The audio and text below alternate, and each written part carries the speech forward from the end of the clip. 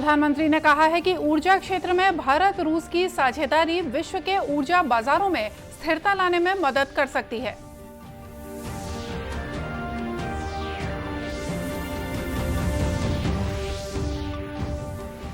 पूर्व केंद्रीय मंत्री अजय माकन ने राष्ट्रीय मुद्रीकरण पाइपलाइन योजना की आलोचना की।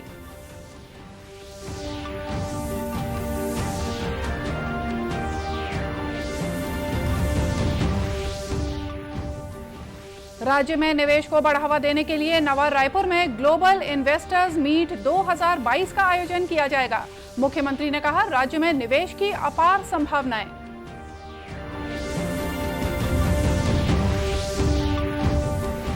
और टोक्यो पैरालंपिक खेलों में इतिहास रचते हुए आज भारत ने 2 पदक अपने नाम किए। इसी के साथ भारत ने अब तक 11 पदक जीते।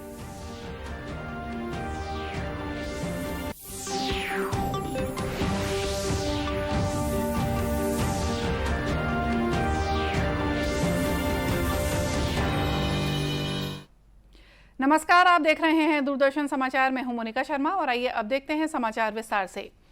प्रधानमंत्री नरेंद्र मोदी ने कहा है कि ऊर्जा क्षेत्र में भारत रूस की साझेदारी विश्व के ऊर्जा बाजारों में स्थिरता लाने में मदद कर सकती है। पूर्वी आर्थिक मंच के पूर्ण सत्र को संबोधित करते हुए श्री मोदी ने कहा कि भारत और रूस गगनयान कार्यक्रम के माध्यम से अंतरिक्ष अन्वेषण में भागीदार हैं। दोनों देश अंतर्राष्ट्रीय व्यापार और वाणिज्य के लिए उत्तरी समुद्री मार्ग को खोलने में भी भागीदार होंगे। प्रधानमंत्री ने कहा कि भारत और रूस कई परियोजनाओं पर मिलकर काम कर रहे हैं। उन्होंने व्लादिवोस्तोक को सही मायने में यूरेशिया और प्रशांत का संगम बताया। श्री मोदी ने कहा कि भारतीय सभ्यता में संगम का एक विशेष महत्व है, जिसका अर्थ है नदियों, लोगों और विचारों का संगम। श्री मोदी ने रूस के सुदूर पूर्व क्षेत्र के विकास के लिए राष्ट्रपति पुतिन के दृष्टिकोण की सराहना की। उन्होंने कहा कि भारत इस सपने को साकार करने में रूस का एक विश्वसनीय भागीदार होगा। In Indian history and civilization the word Sangam has a special meaning. It means confluence or coming together of rivers, people or ideas. In my view, Vladivostok is truly a sangam of Eurasia and the Pacific. I applaud President Putin's vision for the development of the Russian Far East. India will be a reliable partner for Russia in realizing this vision. प्रधानमंत्री ने इस बात का भी उल्लेख किया कि देश का सबसे बड़ा शिपयार्ड मेजगांव डॉक लिमिटेड दुनिया के कुछ सबसे महत्वपूर्ण वाणिज्यिक पोतों के निर्माण के लिए रूस के ज्वेजदा के साथ साझेदारी करेगा। कांग्रेस के महासचिव और पूर्व केंद्रीय मंत्री अजय माकन ने राष्ट्रीय मुद्रीकरण पाइपलाइन योजना के फैसले पर सवाल उठाए हैं। आज रायपुर प्रवास के दौरान मीडिया कर्मियों से चर्चा करते हुए उन्होंने कहा कि केंद्र सरकार द्वारा सार्वजनिक उपकरणों को निजी हाथों में बेहद कम दरों पर बेचकर नुकसान पहुंचाया जा रहा है।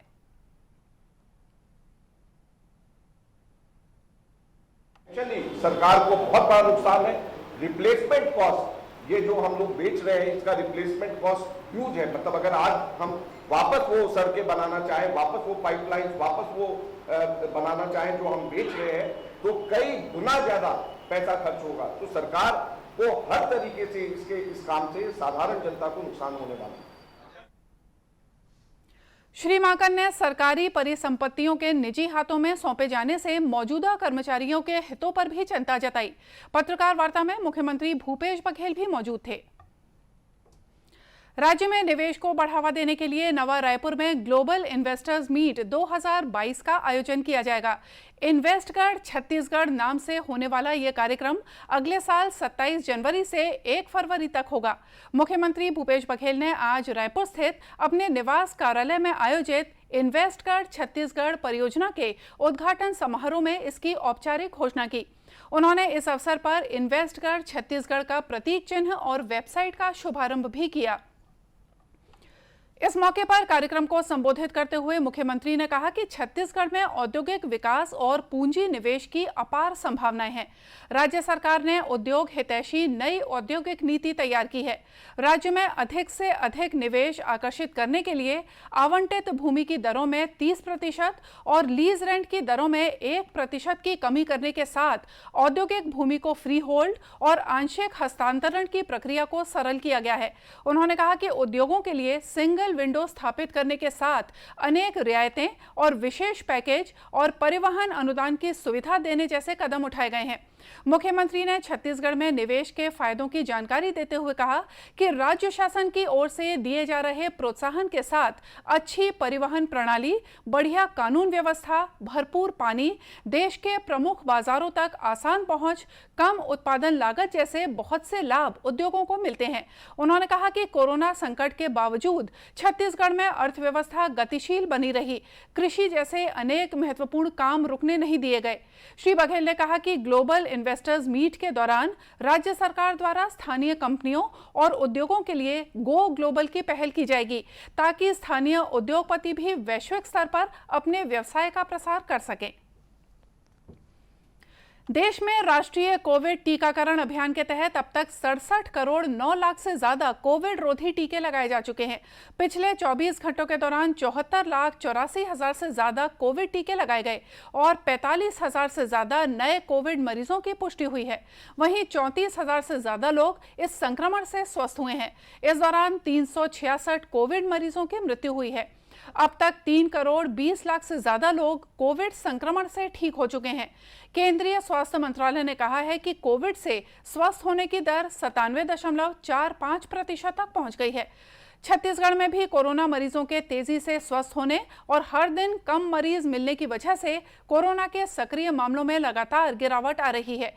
इस समय राज्य में सक्रिय मामलों की संख्या 400 से नीचे है। कल प्रदेश में 46 नए मरीजों की पहचान हुई। वहीं कोरोना संक्रमण से किसी की भी मृत्यु नहीं हुई है। राज्य में कोरोना संक्रमण की औसत दर 0.12% तक पहुंच गई है। कल बालोद, बेमेतरा, कबीरधाम, रायगढ़, महासमुंद सहित 12 जिलों में कोरोना संक्रमण का एक भी नया मामला नहीं मिला है। अपनी 14 सूत्रीय मांगों को लेकर छत्तीसगढ़ कर्मचारी अधिकारी फेडरेशन के आह्वान पर आज राज्य स्तर पर कर्मचारियों ने धरना प्रदर्शन किया। इसी कड़ी में राजनांदगांव जिले के कर्मचारियों ने शहर के कलेक्टोरेट कार्यालय के सामने धरना देकर अपनी मांगों को पूरा करने के लिए नारेबाजी की। आंदोलनकारियों ने प्रदर्शन के दौरान अपनी मांगों के संबंध में मुख्यमंत्री के नाम एक ज्ञापन भी सौंपा। छत्तीसगढ़ कर्मचारी अधिकारी फेडरेशन के जिला संयोजक डॉक्टर के.एल. टांडेकर ने कहा कि इससे पहले कांग्रेस ने कर्मचारियों की कुछ मांगों को पूरा करने का वायदा अपने घोषणा पत्र में किया था, लेकिन आज तक इस ओर पहल नहीं की गई है। छत्तीसगढ़ कर्मचारी अधिकारी फेडरेशन रायपुर के आह्वान पर छत्तीसगढ़ के पूरे जिले और समस्त ब्लॉकों में आज पूरे कर्मचारी साथी 14 सूत्री मांगों के लेकर मांगों के समर्थन में जबरदस्त धरना प्रदर्शन कर रहे हैं। बड़ी संख्या में कर्मचारी अधिकारी का इस आंदोलन में समर्थन है।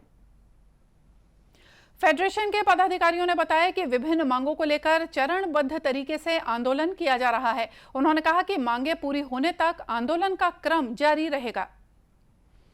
आमतौर पर बस्तर की चर्चा माओवादी घटनाओं के कारण ही होती है, लेकिन अब यह इलाका पपीते की मिठास की वजह से सुर्खियों में है। पिछले दिनों दिल्ली में आयोजित फ्रेश इंडिया शो में बस्तर के दरभा क्षेत्र में हाईटेक तरीके से की जा रही पपीते की खेती की जमकर सराहना हुई है। पपीते की हाईटेक खेती उस इलाके में हो रही है जहां के किसान पारंपरिक तौर पर जंगल को काटकर पेंदा खेती करते थे, जिससे यहां बड़े पैमाने पर जंगलों को भी नुकसान पहुंच रहा था और इस खेती से ग्रामीणों की आर्थिक स्थिति में किसी तरह का उल्लेखनीय सुधार नहीं हो पा रहा था। ऐसे में जिला प्रशासन द्वारा इस क्षेत्र में उन्नत कृषि को बढ़ावा देने का निर्णय लिया गया और दरभा विकास खंड के ग्राम पंचायत तीरथगढ़, मुनगा और मामड़पाल में 30 एकड़ क्षेत्रफल में पपीते की खेती शुरू की गई। इस तरह की खेती से पूरी तरह अनजान स्व सहायता समूह की महिलाओं को भी प्रशिक्षित किया गया। इसके बाद अच्छी उत्पादन क्षमता वाली अमीना किस्म की पपीते के पेड़ों में लगे फलों ने महिलाओं का उत्साह और बढ़ा दिया। स्व सहायता समूह की महिलाओं का कहना है कि पपीते की खेती से हमारी आय में अच्छी खासी बढ़ोतरी हुई है। पहली तुड़ाई जगदलपुर के बाज़ार में 25 रुपये किलो में हम लोगों ने बिक्री की है और दूसरी तुड़ाई का फल हम लोगों ने दिल्ली के आज़ादपुर मंडी में 70 रुपये किलो में नीलामी की है।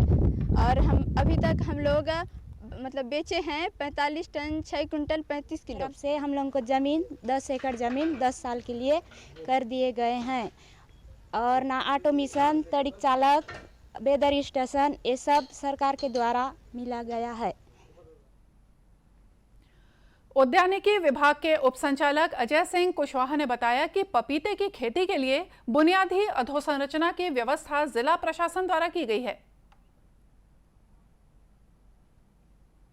इस 30 एकड़ क्षेत्रफल के लिए इंफ्रास्ट्रक्चर जैसे फेंसिंग, ड्रिप ऑटोमेशन सिस्टम, सिंचाई व्यवस्था के अंतर्गत ट्यूबवेल इत्यादि का व्यय जिला प्रशासन के द्वारा दिया गया।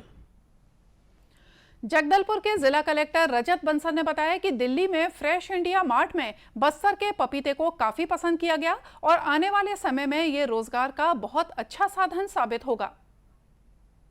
ना पूरे देश में, पूरे विश्व में सराहना की जा रही है। दिल्ली में भी फ्रेश इंडिया मार्ट में हमारी दीदियों ने पार्टिसिपेट किया था और वहाँ भी लोगों ने उसको बहुत सराहना की थी। हम मानते हैं कि बस्तर पपीता आने वाले समय में बस्तर के जो हमारे आदिवासी भाई बहन हैं उनके लिए बहुत ज़्यादा लाभदायक साबित होगा और एक बहुत अच्छा रोजगार का साधन साबित होगा। दरभा विकासखंड में ग्राम पंचायत तीरथगढ़, मुनगा और मामड़पाल में लगभग 30 एकड़ क्षेत्रफल में उन्नत ढंग से पपीते की खेती की जा रही है। और अब बात पैरालंपिक्स की। टोक्यो पैरालंपिक खेलों में इतिहास रचते हुए आज भारत ने 2 पदक अपने नाम किए हैं। ऊंची कूद में प्रवीण कुमार ने 2.07 मीटर की छलांग लगाकर रजत पदक जीता।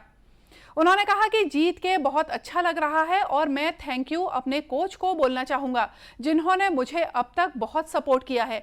2019 में जब मैंने स्टार्ट किया था तो मैं सोच रहा था कि मेरा क्या होगा, लेकिन कोच ने मुझे बहुत मोटिवेट किया और मैं अपनी फैमिली को थैंक यू बोलना चाहूँगा कि उन्होंने मुझे सपोर्ट किया। और मैं पीसीआई और साई को भी थैंक यू बोलना चाहूँगा कि उन्होंने मुझे सपोर्ट किया।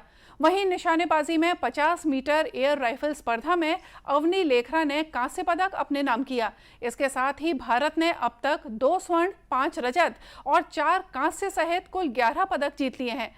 आज ही महिलाओं के क्लब थ्रो के फाइनल में कशिश लाकड़ा और पुरुषों के शॉट पुट के फाइनल में सोमन राणा पदक के लिए अपनी चुनौती पेश करेंगे।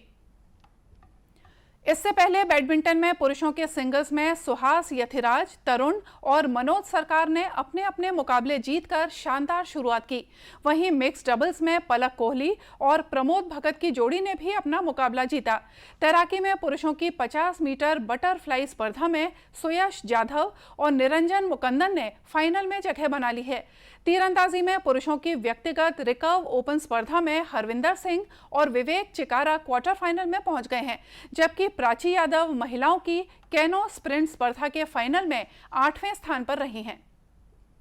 और आइए देखते हैं अंत में मुख्य समाचार एक बार फिर से। प्रधानमंत्री ने कहा है कि ऊर्जा क्षेत्र में भारत रूस की साझेदारी विश्व के ऊर्जा बाजारों में स्थिरता लाने में मदद कर सकती है।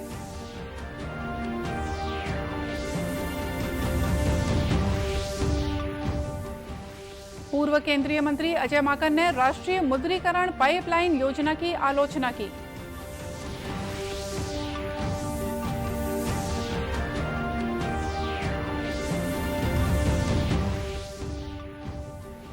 राज्य में निवेश को बढ़ावा देने के लिए नवा रायपुर में ग्लोबल इन्वेस्टर्स मीट 2022 का आयोजन किया जाएगा। मुख्यमंत्री ने कहा, राज्य में निवेश की अपार संभावनाएं।